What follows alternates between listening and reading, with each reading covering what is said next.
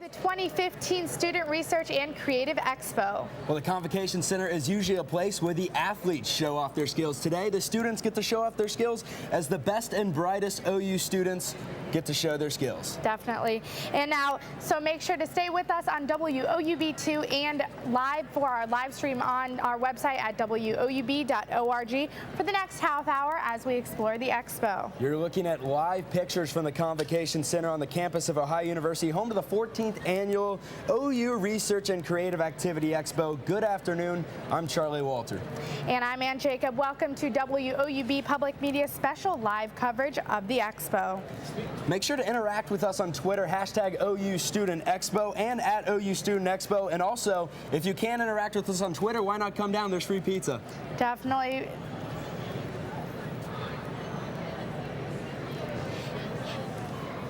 And throughout the program, we'll be showing you some of the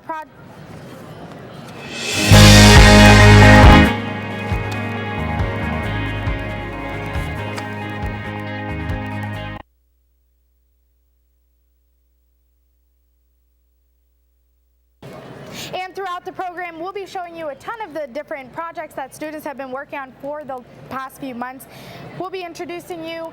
We'll be having live reporters out on the scene, Charlie. Yeah, and Ann, don't forget, it's not just a show to tell here today. It's also a competition. Many students coming out with projects, so very stiff competition. It's very stiff, and you know, there's prize money to be won. Judges will be going around to pick winners. First prize goes home with $200, and don't worry, second prize doesn't go home with nothing. They get $100. Well, as we said, hundreds of students displaying their research, so the competition is definitely pretty stiff, and we want to show as many projects in the program as possible, so we may need some help. Definitely, and you can follow the OU Twitter at OU Expo and tweet with us at Student Expo. And along with college students, though, here there's over 300 middle and high school students that will be represented. Students from Logan, Hawking, and Jackson middle schools will be here, as well as Vinton County, Huntington, and Vinton County schools. And one Ohio University student isn't participating in the Expo, but has made a big contribution. Katie Schmidt was this year's logo designer. She took us through her process.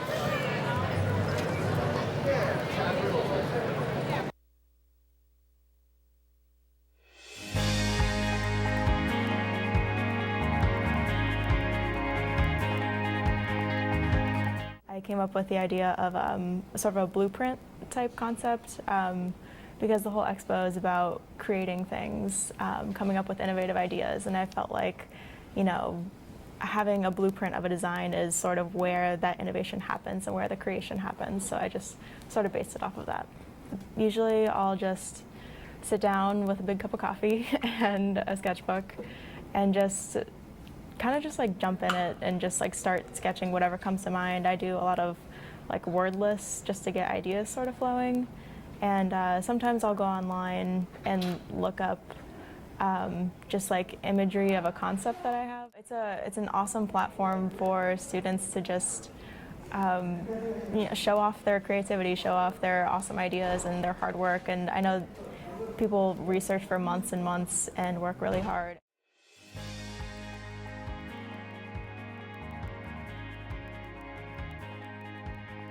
People are all over the place wearing that design. You can see it. It's on the t-shirts. Terrica is with another one of our contestants. What do you have for us, Terrica? Thanks, Charlie. We are here with Jen. Jen has these magnificent steel pieces. Jen, can you tell us about the process of making this here corset? This corset was cut from sheet steel, and 16-gauge sheet steel cut into half-inch strips, and I then brazed them all together. Brazing is a low-heat type of welding. It uses a brass rod that's covered in flux. Then you apply heat heat with an oxyacetylene torch, and it just spreads the metal around to create a strong weld. Each of these leaf pieces were cut from a slightly thinner metal, dished, which means they were just sort of bent a little bit of hair to give it a little bit of shape, veined, which is a type of fluting, and then raised on top. And are we able to wear this corset? This is wearable. I would suggest putting something under it, but it is definitely wearable. Right. And what was the process? How many hours were spent to create these different steel pieces that you have here? This piece was probably around 25-30 hours. The dagger was about 25. This mask maybe 10, and the buckler was probably another 20. Thanks, Jen. Back to you at the desk, Anne. Thanks, Terrica. Right now we have the managing editor of WOUB's Outlet here with us. So, Tony Gorman, tell me, what is really the Outlet? The Outlet is pretty much an NPR-style news magazine. It's student-produced, student-ran, and we air it every Tuesday on WOUB AM. So what that means is that you're going to find longer-form feature stories you wouldn't find like on your regular newscast, say on WOUB FM. And I heard that you guys were already down here working with some of the presenters, and you have some stories. Where can people find those? Those stories can be found on WOUB.org. If you click on the news section and go to the audio section, you can find all those stories on the website. And just tell me, can you give me a sneak preview on what you guys are working on right now? Well, we are going to be focusing on Mom's Weekend this weekend. We also got in the works of doing a story on International Week, and also the Trimble Bridge Builders program. So we're looking forward to those stories being aired next week. And again, people can tune in on the website, but how else again can they tune in? At 4 o'clock on WOUB AM every Tuesday. Yeah. Great. Thank you so much, Tony. I appreciate your time. All right. Thank you. Thank you. And Charlie Walter is... And coming up next, we'll hear from a judge and an OU professor about the competition for this year's contest.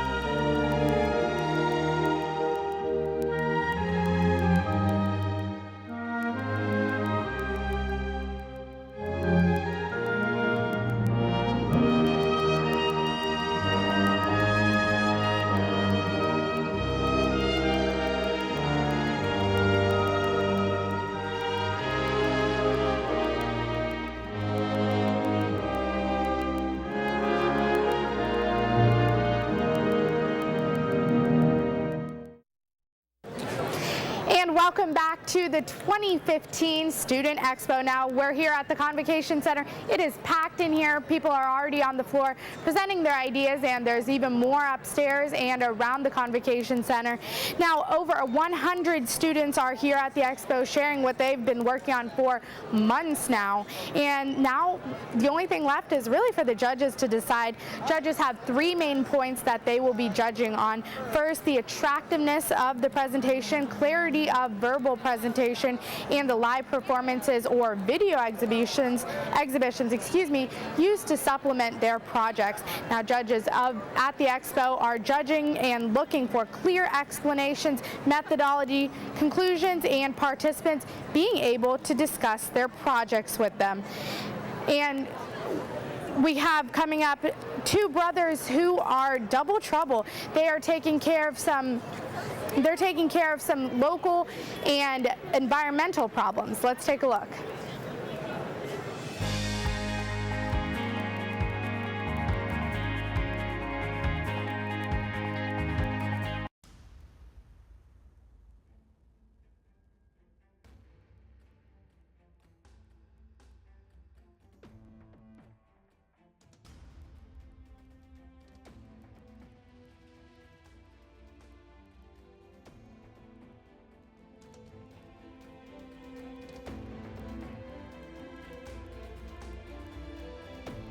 My role is as the chair of the Council on Research, Scholarship, and Creative Activity. We have oversight over a lot of the research and scholarly activities at the university, but particularly with regard to students of the Expo, and provide ribbons to the winners in each of the different categories. And so that's something that gives me a great sense of pride, because I can go there as someone, as sort of an officer of the university to see these students. It brings together all of the undergraduate and graduate students as well as postdocs in one place to show off all of the different things that we do as a university. And there's going to be all kinds of presentations there, not just scientific research, but also the creative arts, music, dance, theater, but also engineering and all kinds of biomedical research. And so it's a really wonderful opportunity for the university to come together and show everyone what we have to offer.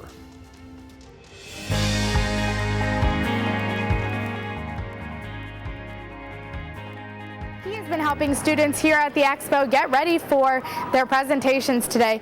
Now, we are now going to Charlie Walter. He's out in the field. He is looking at some pretty cool exhibitions. Charlie, what have you seen? Well, I'm here with Micah. He is a junior computer engineer major, and today he's got a robotic hand, but it's not just your typical robotic hand, is it, Micah?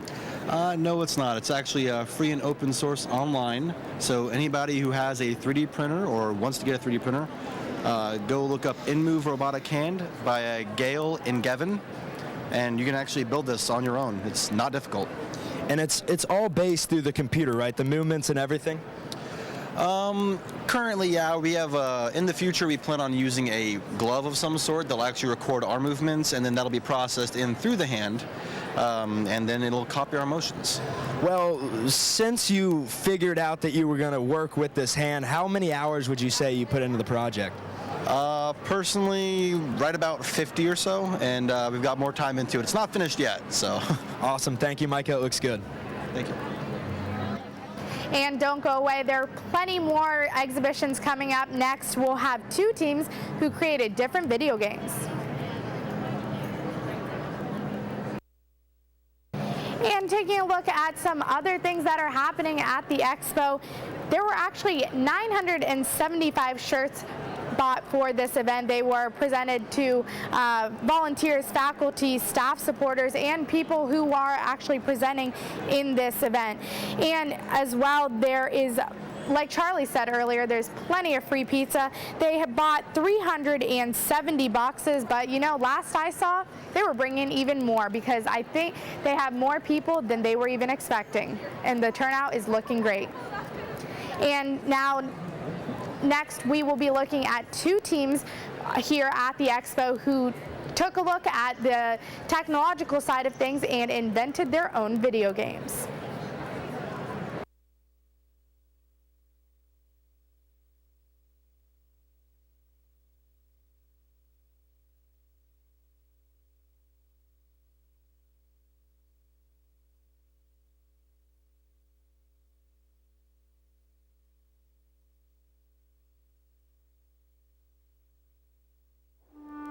What if television could take us back in time, into the mind of a president? This is our summons to greatness.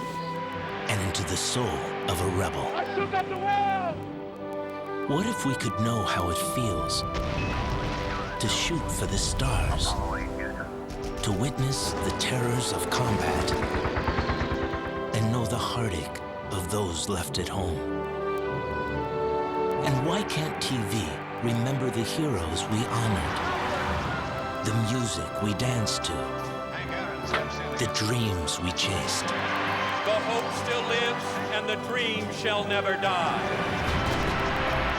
No one tells our nation's story like PBS. Give to your PBS station and help bring America's story to life, now and for generations to come. Welcome back to the 2015 Student Expo. Now coming up, we have a story on a video game called WOUB. Now I got to talk to these inventors yesterday, and they seem very excited about their product, and it's actually functional, and they're letting people try it at their exhibit today.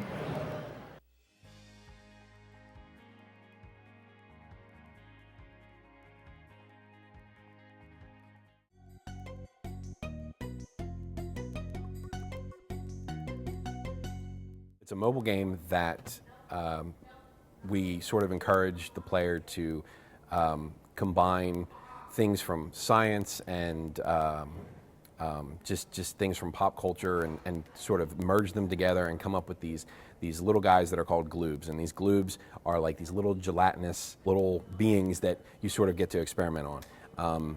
And you know, you do everything from smash them together, break them apart, and just you're coming up with new combinations of these different gloobs. You have everything from an elastic gloob that is very obviously stretchy and so on, and then you have other ones that are more elemental in like whether it be like fire and ice. And gloobs is kind of like they're like kind of like gelatinous, and they have like so it's a lot of awkward effects like squishy, farty, burpy, fizzy. A lot of bodily function type stuff. A lot of body, a lot of body function, slithering, all those type of effects.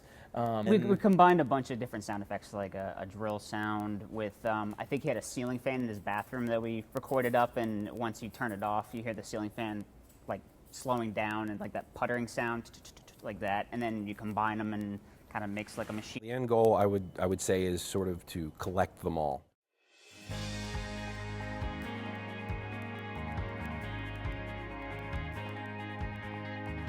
The game looked fun. You might as well check it out down here. There's free pizza and the game is on display. Fun facts about the competition today. 166 faculty and staff are judges. There will be over 801 attendees at some point. That doesn't include the two of us. And 80 Good Samaritan student volunteers helped set up and tear down the event. Terrica is standing by at another exhibit. What do you have for us, Terrica? Thanks, Charlie. We are here with Ian. Ian, can you tell us about this seatless bike that we have here? Definitely. This is a low-impact bike, which is a mix between an elliptical trainer and a bike with handles and gears, but specifically designed to emulate the running motion. So how can runners benefit from using this instead of running on foot?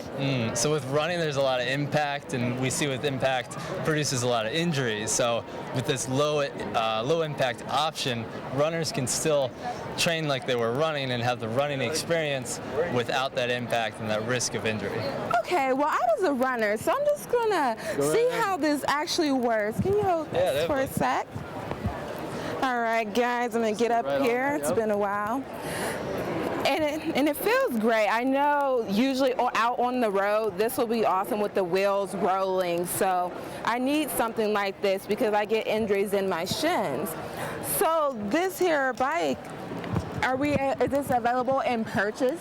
It is. There's an Elliptico website as well as dealers in running stores and biking stores in Columbus and Cincinnati. And how much time was spent on this? We've been working on this for about a year and a half. Thank you. I can't wait to get on one of these. Back to you guys at the desk. Helping put on this event, around 80 volunteers are sporting the bright blue t-shirt with this year's logo. They arrived here before 10 a.m. and will be staying late to help tear down. And upcoming is Double Trouble. We'll be taking a look at two brothers who tackled an environmental problem here in the area.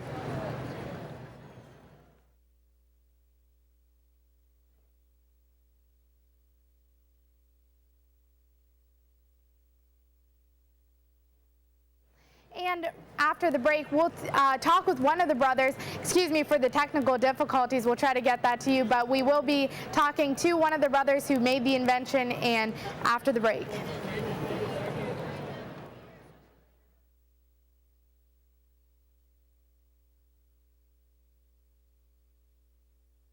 I really do enjoy volunteering. I volunteer for a number of organizations that include a museum, which is in my community, and driver safety classes aimed at senior citizens. I like to think that I have made a difference, and I think that's enough. I don't need to be patted on the back. Some of the values that I have now came to me from PBS. I really enjoy the documentaries from Ken Burns. We don't change the television station when those things are on. I've included my PBS station in my future plans. It's not a big gift, but something that will help them.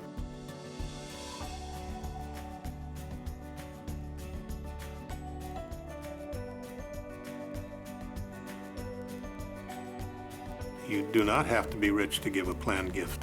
Every little bit helps. If we can do a whole lot of little bits, then we've done a great service. So I'm here with Christian Frazier today. He is one of the people who invented the trick for, invented a way to reduce environmental impact. Christian, can you tell me what your project is about? Our project pertains to nitrate, phosphate, and ammonium levels in local riverways and other facilities of just runoff water. We compared and contrasted two methods of really reading water and finding out the pollution levels in it and being able to regulate it to a point. Knowledge is a first step to getting the problem fixed. So testing, learning, and knowing what to do when you have this information is just furthermore studies that we're going to continue and look into. And now you were telling me there's some legislation going on right now about this problem, correct? Yeah, actually. Right now, out of the three of the pollutant ions being seen in river runoff waters, nitrate's the only one that's actually regulated. Phosphorus and ammonium levels in drinking water, we know what danger levels are, and we test for them, and they never exceed.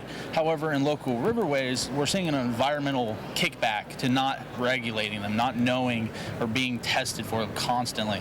So right now, there's going to be a law being approached, I believe, here within the year. It's going to be going to the House, and they're going to be considering whether or not it's a mandate to regulate these ions and contaminations as well.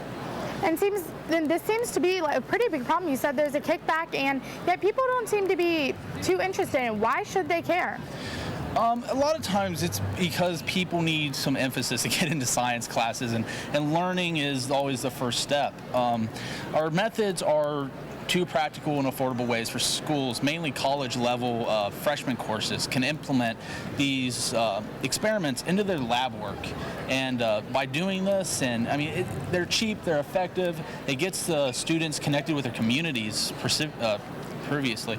And just getting this knowledge base to understand the application and the way the kickback works, and just knowing basic science terminology, just basic principles, and understanding these. I mean, people can make evaluated, and they'll know where they're going on these issues. They're going to have a better understanding. Absolutely, and there's always more to learn. What are you working on for the future now? Right now, we are finishing up the part one. This is a chemistry aspect of these samples. Over the summer, we're going to be looking for testing microbe, bacteria, and some other stuff, particularly with the bio department, the biologies. We're going to be, the research we've done this semester, it's actually, we're working and going to be sending away for a peer-reviewed journal, the Journal of Chemical Education, and we're hoping to get that published within the next few months coming up. Sounds great. Thank you so much for being here, Christian. Thank you. And out in the field, and another video game that we have is called EnviroGolf and Fins for the Father. Now that's created by Joe Cox. I got a chance to talk to him yesterday. He's very excited about it, and he wants to start going into production. We took a look at how his games work.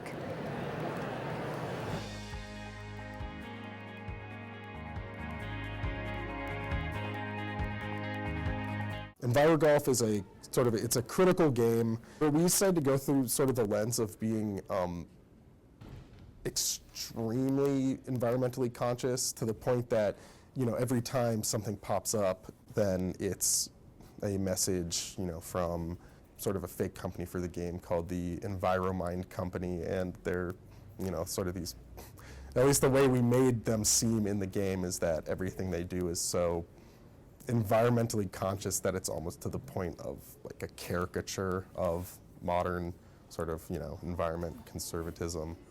So Fins of the Father is it's a music video game. It's something that actually my brother and I sort of pioneered. It's a video game that is meant to accompany a piece of music that already exists, and the game should start when the music starts and end when the music ends. I think it'll be good just to get a sort of a wide variety of people to play these games. A wider audience of people respond to these games because I'm not sure that there's too many people going to the expo expecting to play video games. So it'll be good for a sort of a demographic standpoint, just so we can really figure out, you know, who's enjoying it and who's not.